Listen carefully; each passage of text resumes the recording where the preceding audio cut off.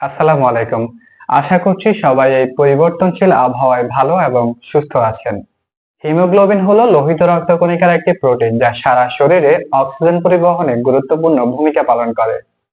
আপনি যদি খাদ্যে পর্যাপ্ত আয়রন না পান বা আপনার শরীর সঠিকভাবে আয়রন শোষণ করতে সক্ষম না হয়, তাহলে শরীর যথেষ্ট পরিমাণ লোহিত রক্তকণিকা তৈরি করতে পারে না বা শরীরে হিমোগ্লোবিনের মাত্রা কমে যায়, যার ফলে ক্লান্তি, দুর্বলতা সহ অন্যান্য নানা রকমের স্বাস্থ্য সমস্যা দেখা দিতে পারে।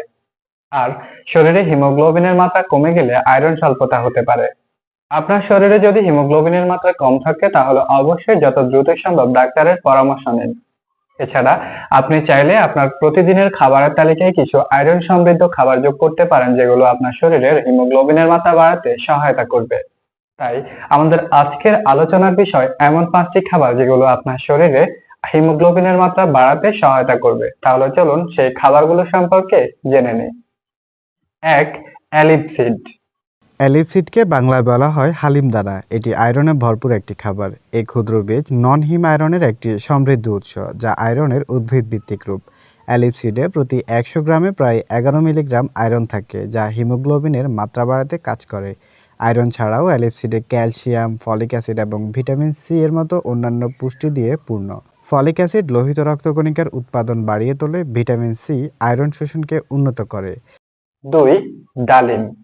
ডালিম একটি সুস্বাদু ফল যা শুধু স্বাদেই নয়, আয়রনেও সমৃদ্ধ। ডালিমের ভিটামিন সি আয়রন শোষণ বাড়াতে গুরুত্বপূর্ণ ভূমিকা পালন করে। ডালিমের দানা খেলে বা ডালিমের রস পান করলে তা আপনার হিমোগ্লোবিনের মাত্রা বাড়াতে সাহায্য করবে। এই ফল অ্যান্টিঅক্সিডেন্ট এবং বিভিন্ন ভিটামিন ও খনিজের একটি ভালো উৎস। 3. পালং শাক। পালং শাক একটি ক্লাসিক আয়রন সমৃদ্ধ খাবার। পালং শাকে ফলেটের মতো প্রয়োজনীয় পুষ্টিও রয়েছে, যা লোহিত রক্তকণিকা উৎপাদনের জন্য অত্যাবশ্যক। আয়রন শোষণকে উন্নত করতে ভিটামিন সি প্রয়োজন, যা রয়েছে এই শাকে। পালং পনির, পালং কর্ন, পালং স্যুপের মতো খাবার তৈরি করে খেতে পারেন। আবার আপনার অমলেট এবং গ্রিন স্মুদিতেও যোগ করতে পারেন এই শাক। 4. ডিম। ডিম হলো হিমোগ্লোবিনের একটি সহজলভ্য উৎস, যা প্রাণীজ পণ্যে পাওয়া যায় এবং সহজেই শরীর দ্বারা শোষিত হয়। একটি বড় সিদ্ধ ডিমে প্রায় 1 মিলিগ্রাম আয়রন থাকে। ডিম অনেক সুস্বাদু উপায়ে প্রস্তুত করা যেতে পারে। পোস্ট থেকে সিদ্ধ, এমনকি ডিম ভেজেও খেতে পারেন। তাই হিমোগ্লোবিনের ঘাটতি পূরণে আপনার প্রতিদিনের খাবারের তালিকায় ডিম যোগ করুন। এবং 5. লেবু ও কমলা। কমলা এবং লেবু আয়রনের সমৃদ্ধ উৎস নয়, তবে এগুলো আয়রন শোষণের উন্নতিতে গুরুত্বপূর্ণ ভূমিকা পালন করে।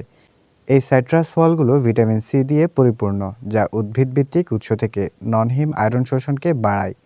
আয়রন সমৃদ্ধ খাবারের সঙ্গে ভিটামিন সি সমৃদ্ধ খাবার খেলে তা আপনার আয়রন গ্রহণকে অপটিমাইজ করতে সাহায্য করতে পারে।